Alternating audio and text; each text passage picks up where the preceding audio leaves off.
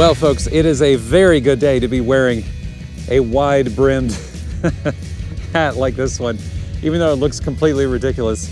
When you're out here in the sun and the sun is directly above you, and you're out here in this desert, amongst all these rocks and the sand, it is a good thing to have. It keeps the heat off of you, it keeps you from getting burned. I wouldn't be caught dead wearing this thing anywhere else but here. Anyway, so one of the things that I know I struggle with sometimes when I'm on a trip like this one is staying productive throughout the day because, obviously, with landscape photography, the best times of day to do, photography are first thing in the morning and then all the way at the end of the day, in the evening, golden hour and blue hour at both ends. But then you have just hours and hours of time in between.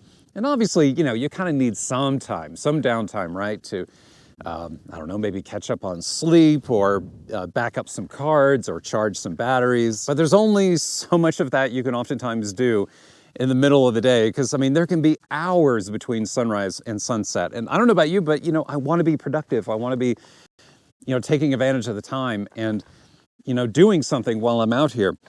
So something that I tend to do during these hours just to, just kind of, prepare myself for maybe taking some images later is to get out and to explore and to wander around a little bit and just take it easy and just really don't even take it seriously. I brought my camera and I have some lenses with me and all that, but I know that I'm not going to be capturing any keepers.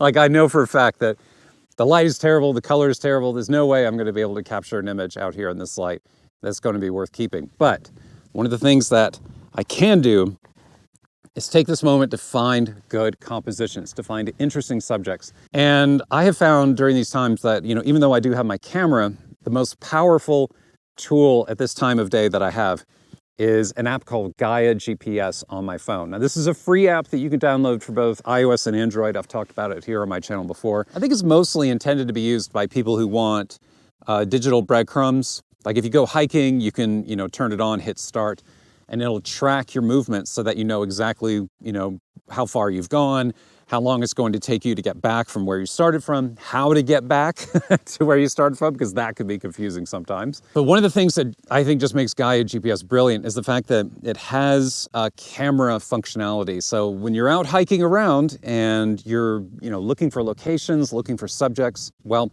you can just open up your camera app and then take a photo of something like this here.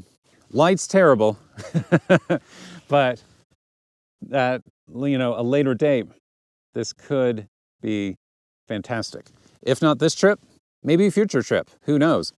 And when you take a picture with it, that picture is saved as a pin with your GPS coordinate, with the exact GPS coordinate of where you took the image. So later on, like let's say that it's in the morning and it's sunrise, and you wake up and you think, that rock or that boulder that I stumbled across yesterday that I found would probably look really good in the light, in that sunrise light. Well, you can just open up Gaia GPS, tap on the photo, and it'll give you the exact GPS coordinate, and then you know where to go and how to hike out here. Especially if it's in the dark and you're wearing a headlamp and you're, not exactly sure where you're going. Fantastic tool. I love using Gaia GPS for this type of work.